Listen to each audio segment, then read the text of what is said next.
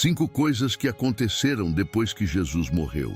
Número 1, teve um terremoto. A criação respondeu à morte de Jesus. A gente lê que a terra tremeu e as pedras se partiram. A própria natureza foi abalada pela morte do Filho de Deus. Mateus diz primeiro que a terra tremeu e as pedras se fenderam. Essa linguagem sugere que foi uma reação terrena significativa aos eventos divinos na cruz. Número 2. Os túmulos se abriram.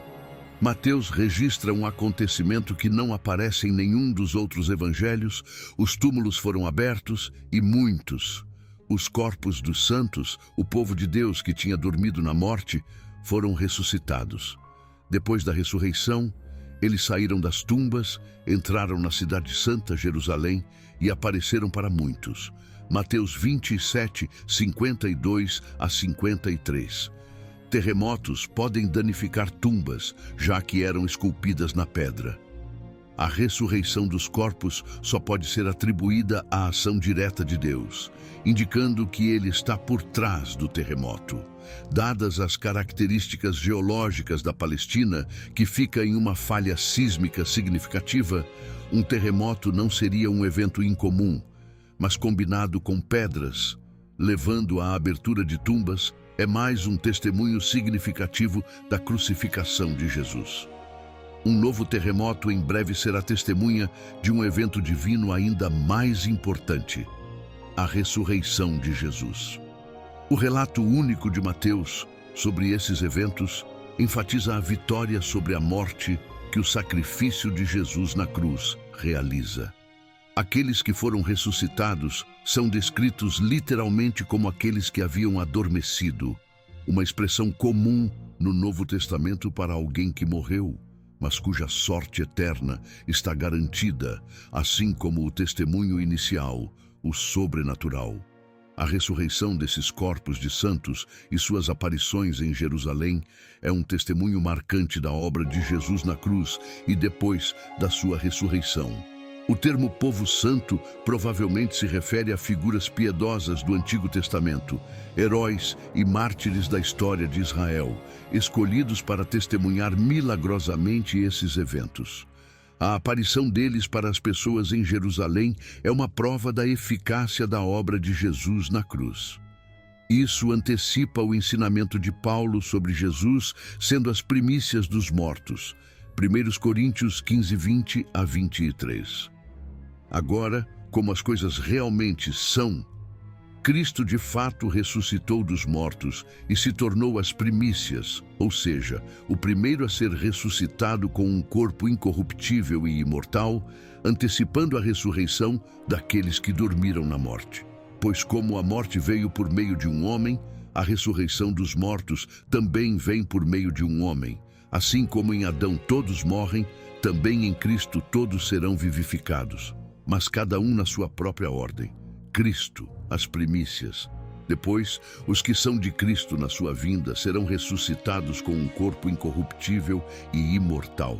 O corpo da ressurreição desses santos é um prelúdio para a ressurreição que todos os crentes podem esperar através da morte de Jesus. Um novo dia chegou. Um dia em que a morte foi derrotada pela morte, a ressurreição para a vida eterna se tornou possível. Mas note que não foi até depois da ressurreição de Jesus que os ocupantes dessas tumbas foram ressuscitados e entraram em Jerusalém, onde apareceram para muitos. A Bíblia não diz se esses santos ressuscitados morreram de novo ou foram para o céu com o Senhor Jesus. O Filho de Deus abalou a própria natureza. O pregador popular Charles Spurgeon disse que os corações dos homens não reagiram aos gritos agonizantes do Redentor morrendo, mas as pedras reagiram. As pedras se partiram. Ele não morreu pelas pedras, mas as pedras eram mais sensíveis do que os corações dos homens por quem ele derramou seu sangue. É melhor entender que Mateus queria que víssemos que o terremoto aconteceu no dia em que Jesus foi crucificado e depois no dia em que ele foi revelado como ressuscitado. O poder da nova vida era tão forte que trouxe de volta algumas das boas pessoas que tinham morrido. Esse é um dos trechos mais estranhos do Evangelho de Mateus. Mateus não nos dá muitas informações e não aprendemos sobre esse acontecimento em nenhuma outra fonte. Número 3. O véu do templo foi rasgado ao meio. Mateus 27:50 a 51. E Jesus gritou novamente com uma voz alta e agonizante e entregou o seu espírito voluntariamente, dispensando e liberando seu espírito do corpo em submissão ao plano do seu Pai. E imediatamente o véu do Santo dos Santos. O véu do templo se rasgou de cima a baixo, a terra tremeu e as rochas se partiram. O véu que cobria o templo foi rasgado em 2 lugares. Ele era a única coisa que diferenciava a área sagrada da parte mais santa do templo, ilustrando claramente a separação entre Deus e os homens. Atos 6:7 diz que nos dias da igreja primitiva, muitos sacerdotes foram obedientes à fé. Talvez esse véu rasgado tenha mostrado a eles a grandeza de... O trabalho de Jesus também pode ser como o véu rasgado se tornou conhecimento comum. Hebreus 9, 1 a 9, nos diz que no templo havia um véu que separava o Santo dos Santos, o lugar terrestre da presença de Deus, do resto do templo onde os homens habitam. Hebreus 9, 1 a 3. De fato, a primeira aliança tinha regulamentos para o culto divino e para o santuário terrestre. Uma tenda sagrada foi montada, com a parte externa ou primeira seção, onde estavam o candelabro e a mesa com o pão consagrado. Isso é chamado de lugar santo, atrás do segundo. O véu era outro tabernáculo, a parte interna ou segunda seção, conhecida como o Santo dos Santos. O livro de Êxodo ensina que esse véu grosso era feito de material azul, púrpura, escarlate e linho torcido. Agora, Cristo é nosso sumo sacerdote e, como crentes em sua obra consumada, participamos de seu sacerdócio superior. Agora podemos entrar no Santo dos Santos através dele. Hebreus 10, 10 e 9 a 20 diz que temos confiança para entrar no lugar mais santo pelo sangue de Jesus, por um caminho novo e vivo que nos foi aberto. O véu que é seu corpo. Ao olharmos para essa cena, vemos uma imagem da carne de Jesus sendo rasgada por nós, assim como ele estava rasgando o véu por nós. O livro de Hebreus oferece uma explicação gloriosamente detalhada do profundo significado associado ao véu. O véu, que sempre estava pendurado no templo, servia como um lembrete constante de que o pecado torna os humanos indignos de estarem na presença de Deus. O fato de que a oferta pelo pecado era apresentada uma vez por ano, além das inúmeras outras ofertas que eram apresentadas diariamente, era uma ilustração clara da realidade de que o pecado realmente não podia ser expiado ou erradicado apenas com sacrifícios de animais, por causa do que Jesus Cristo fez na cruz. As barreiras que antes separavam Deus e as pessoas foram destruídas, e agora podemos nos aproximar de Deus com confiança e ousadia. Hebreus 4, 16 a 16. Portanto, já que temos um grande sumo sacerdote que passou pelos céus, Jesus, o Filho de Deus, mantenhamos firme a nossa confissão de fé, pois não temos um sumo sacerdote que não possa se identificar com nossas fraquezas, mas sim quem foi tentado de todas as formas, assim como nós, mas não pecou. Por isso, vamos nos aproximar do trono da graça com confiança, para que possamos receber misericórdia e encontrar graça que nos ajude no momento de necessidade. O corpo de Jesus foi rasgado e o véu também, cada um simbolizando que agora podemos nos aproximar de Deus com ousadia. Temos um sumo sacerdote que preside os tribunais celestiais para garantir que o crente tenha acesso total. No momento em que Cristo morreu, a pesada cortina que separava os 2 principais cômodos do templo foi rasgada. Uma mão invisível, de cima para baixo, a morte do Filho de Deus, também foi acompanhada por tremores massivos no mundo natural, como se houvesse algum tipo de conexão emocional entre a criação inanimada e aquele que a fez. Número 4. Houve escuridão sobre toda a terra. Mateus 27:45. A partir da 6ª hora, ao meio-dia, houve escuridão sobre toda a terra, até a 9ª hora. Havia uma escuridão densa sobre toda a terra. Agora as Escrituras se cumpriram. Amós 8:9. E acontecerá naquele dia, diz o Senhor, Senhor Deus, que eu faça o sol se pôr ao meio-dia e escureça a terra à luz do dia. Muitas vezes, Cristo foi pedido por um sinal do céu. E agora eles tinham mas era um sinal que mostrava a cegueira dos olhos deles. Nesse ponto da tarde, seria meio-dia, e a escuridão continuaria até a 9ª hora, que seria às 15 horas. Essa escuridão sobrenatural apareceu quando o sol estava mais brilhante, porque a lua estava cheia. Não poderia ter sido causada por um eclipse, já que ela não pode se colocar entre a terra e o sol. Quando está cheio, a intervenção rápida de Deus não só trouxe essa escuridão, mas também o conhecimento astronômico era rudimentar na época. Fon também menciona um terremoto, o que aproxima sua história do registro sagrado. A criatura não pôde manchar o erro diante de seu Criador. Então o sol retirou seus raios para não testemunhar os atos dos ímpios. A escuridão que ocorreu em um momento tão crítico pode significar várias coisas. Primeiro, a escuridão era associada na antiguidade ao luto. A escuridão também era associada com a morte de grandes homens. Tanto para leitores gentios quanto judeus, podia ser entendida como uma escuridão, um sinal cósmico acompanhando a morte de um rei. Além disso, a escuridão era um sinal do julgamento de Deus. Os túmulos foram abertos e muitos corpos dos santos, o povo de Deus que havia adormecido na morte, foram ressuscitados e saíram dos túmulos.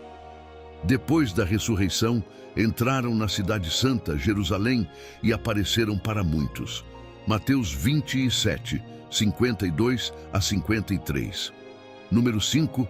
O soldado que supervisionava a execução percebeu que ele era inocente. Agora o centurião e aqueles com ele guardando, Jesus viu o terremoto e as coisas que estavam acontecendo e ficou muito assustado e cheio de temor, dizendo: verdadeiramente, este era o Filho de Deus.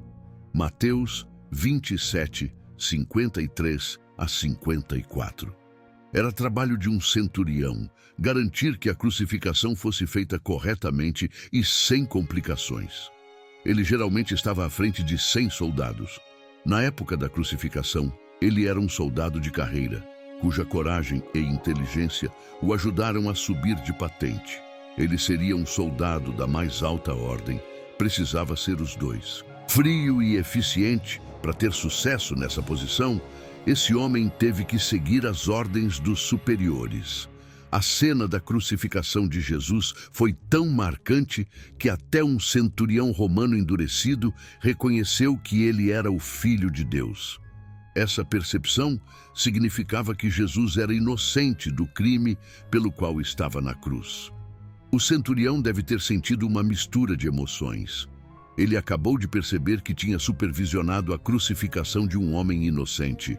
Essas não eram as palavras sussurradas de um recruta assustado ou as palavras trêmulas de alguém facilmente influenciável. Manobrado, o conscrito. Foram essas as conclusões de um veterano experiente, um homem que viu incontáveis homens sofrerem finais horríveis e que era responsável por levá-los à morte. Esse centurião sabia muito bem da forte condenação dos líderes religiosos judeus que colocaram Jesus na cruz por blasfêmia. Seu comandante, Pôncio Pilatos, havia sustentado a condenação de Jesus por fazer essa afirmação, mas ele rejeita a condenação e declara a reivindicação de Jesus. Por quê? Porque os argumentos a favor de Cristo eram avassaladores. Embora ele sem dúvida tenha supervisionado muitas crucifixões, essa execução foi diferente. O que ele viu? Várias cenas dos eventos do julgamento e crucificação de Jesus, misturadas em uma declaração impactante. Podia ser a resposta de Jesus a injustiça que ele foi obrigado a suportar nas mãos de seus próprios compatriotas, através da prisão e dos julgamentos. Poderia ser a resposta de Jesus à tortura que sofreu nas mãos do centurião e seus homens. A gente pode pensar na dignidade com que Jesus respondeu. Para a turba exigindo seu sangue como uma ovelha silenciosa antes do abate, as Escrituras não registram nenhuma resposta de Jesus aos gritos da multidão. Marcos 15, 11 a 15. Mas os principais sacerdotes incitaram a multidão para que pedissem a soltura de Barrabás em vez dele. Pilatos perguntou de novo: então, o que farei com aquele que vocês chamam de rei dos judeus? Eles gritaram de volta: crucifica-o! Mas Pilatos perguntou: por quê? Que mal ele fez? No entanto, eles gritaram ainda mais: crucifica-o! Então, Pilatos, querendo agradar a multidão, soltou Barrabás para eles e depois, após ser flagelado, Jesus foi entregue aos soldados para ser crucificado. A preocupação dele era com o perdão deles, não com a própria fuga. A misericórdia de Jesus pelos que o rejeitaram e pelos soldados que o crucificaram, incluindo o centurião, se manifesta na sua resposta: Pai, perdoa-os, pois não sabem o que estão fazendo. Lucas 23 e 34. Enquanto isso, eles lançavam sortes para dividir as roupas dele entre si, e o povo estava ali, observando, mas até os governantes zombavam. Zombaram dele, dizendo que ele salvou outros, que salvasse a si mesmo se era de fato o Cristo, o Messias, o ungido de Deus, o escolhido. Os soldados também zombavam dele, se aproximando e oferecendo vinagre, dizendo sarcasticamente: se você é realmente o rei dos judeus, salva-te a ti mesmo. Havia também uma inscrição acima dele: este é o rei dos judeus. Um dos criminosos que estavam pendurados o insultava, dizendo: você não é o Cristo? Salva-te a ti mesmo e a nós. Enquanto jogavam os dados pelas coisas de Jesus, a preocupação dele era com eles. Perdão, não é a fuga dele, que declaração poderosa. Mateus 27, 35 a 36. Quando o crucificaram, dividiram as suas roupas entre si, tirando a sorte. E sentando-se, ficaram ali sentinelas para vigiar. Se tudo isso não o convenceu, ele viu algo mais: a resposta da criação. O centurião ficou chocado ao testemunhar um evento tão dramático nas últimas horas de Cristo, especialmente porque nunca tinha visto nada igual antes. Isso teve um impacto quase imensurável. O centurião viu, ouviu e sentiu todos os eventos da crucificação e morte de Cristo. Como resultado, ele e suas tropas ficaram muito assustados. Mesmo que o centurião e seu grupo de soldados tivessem aprendido a lidar com o medo, agora estavam enfrentando um terror puro. É essa poderosa cruz e o amor demonstrado ali que toca os corações, até mesmo o coração endurecido e cansado de um soldado de carreira. Diz um velho ditado que o chão é sempre plano aos pés da cruz, e foi assim desde o começo. Século e até hoje, aos pés da cruz, é onde pobres e ricos encontram um chão comum para se ajoelhar e abraçar o Cristo que morreu por eles. Verdadeiramente, este é o Filho de Deus. Ouvimos e acreditamos, mas a jornada não deve parar por aí. Devemos ter uma paixão para conhecê-lo mais profundamente. Que esse mesmo desejo arda em nossos corações, para que possamos conhecer de verdade aquele que nos amou e se entregou por nós. Não dá para não se perguntar como o encontro com Jesus afetou a vida dos soldados. Eles se tornaram cristãos. O comentário do púlpito relata: